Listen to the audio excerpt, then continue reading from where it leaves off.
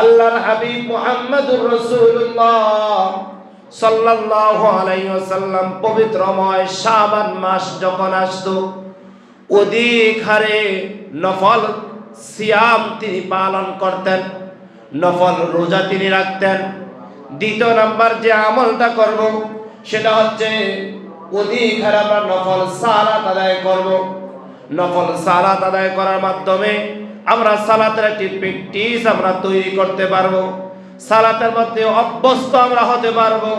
তাহলে আমরা প্রথম জানলাম পবিত্রময় শাবান মাসের শুরু থেকে একেবারে শেষ রজনী পর্যন্ত অধিক হারে নফল সিয়াম বেশি বেশি করে আমরা রাখার চেষ্টা করব। দ্বিতীয় নাম্বার আমরা যে আমলটা করব সেটা হচ্ছে অধিক হারে আমরা নফল সালাত আদায় করব।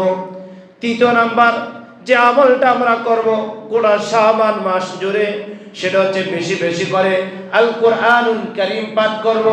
কোরআনুল কারীম যখন পাঠ করেন তখন আপনি আল্লাহ সুবহানাহু ওয়া তাআলার সাথে যেমন কথোপকথন করেন, বলছি আল্লাহু আকবার। আর শাবান মাসের পরে যে মাস সেই মাসের নাম কি? বলি রমাদানুল কারীম। সে মাসের নাম কি? এই রমাদানুল কারীম মাসে আল্লাহ তাআলা কি নাজিল করেছেন? ঐশীময় গ্রন্থ আল কোরআন আল কারীম। চিৎকার দিয়ে বলছি আল্লাহু আকবার। তাহলে শাবান মাস জুড়ে বেশি বেশি করে আল কোরআনুল কারীম পাঠ করব।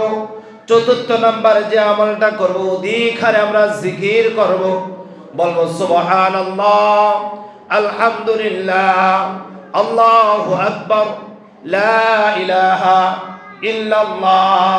এই চারটি বাক্যের জিকির করা যাবে কি যাবে না?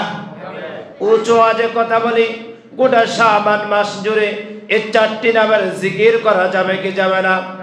পঞ্চম নাম্বার শাবান মাসের শুরু লগ্ন থেকে একেবারে শেষ রজনী পর্যন্ত যে স্পেশালময় আমলটা করবেন সেটা হচ্ছে অধিক হারে দান সাদকা করবেন।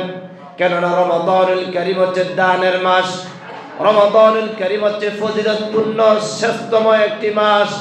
এজন্য আমরা অধিক হারে শাবান মাস জুড়ে দানের জন্য আমরা একটি অভ্যস্ত তৈরি করে ফেলবো।